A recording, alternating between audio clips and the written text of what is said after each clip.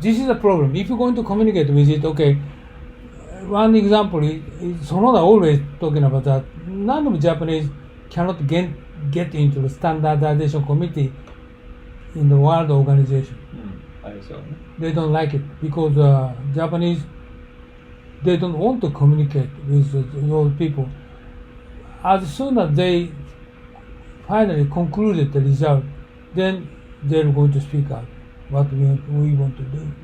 They never consult with overseas people in the middle of development, in the middle of their some R&D. Never consult with those people.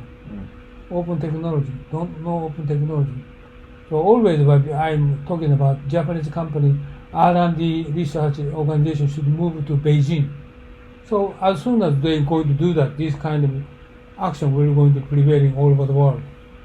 If they're going to R&D division in Tokyo, nobody knows what they're doing. As soon as they made a conclusion, as soon as they're going to find a product coming out, but global people, they don't want to hear from us. Your technology will not going to be accepted by European people, right? In the history like that. And like car navigation is the same. And do you remember 20 years ago, car navigation in Japanese manufacturing is most ahead of technology, but European people never accept it. Actually, this is not going to be adopted as global standard. Sort of things, many things we have. So this is a fundamental problem. This is like a kind of language, not language barrier, sort of cultural issue. But it's not only happening, like now it's happening again with 5G, right? China is going to add it alone, and Japan, for US is coming up with parallel technology, not as good, but still they're trying to push out the Chinese from their standards so that they can compete. Maybe it's not only the fault of the Japanese, it's basically just a instinctive response to any major technological development in Asia, that Western countries feel like, oh, this is a significant technology. We cannot just adopt this technology and work together with the Japanese. We need to protect our own interest and develop a similar technology, and therefore maybe Western countries are not that interested in working together with the Japanese anyway. Why? Because they want to control it. They want to dominate their own market. Like in 5G technology, that's obviously what's happening. China is already far ahead, so why wouldn't they just work together with the Chinese and roll out 5G networks across the United States using Chinese technology? Do you think it's only because there is a potential of spying? No, it's just an industrial, basically. That's right. Yeah, I agree with you. So maybe it's the same thing. If it's not just because the Japanese don't want to communicate. For example, for hybrid technology, that's something that is so fundamental. The world is actually saying, well, no, we don't want to work with the Japanese, because that means that we need to adopt their technology. We want to create our own variation and make our own. We? Whatever the American car industry, for example, yeah, or the European car industry, or they want to use their own and develop their own technology and go at it. But car industry, I think Japanese company try to coordinate with European company investment.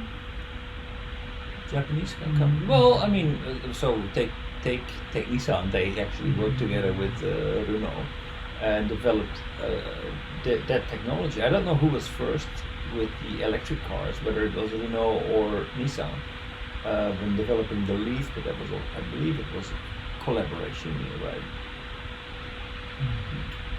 One of my former Accenture, my colleague, he's working for automobile company and joint venture or purchasing Italian company, and they just opened a community.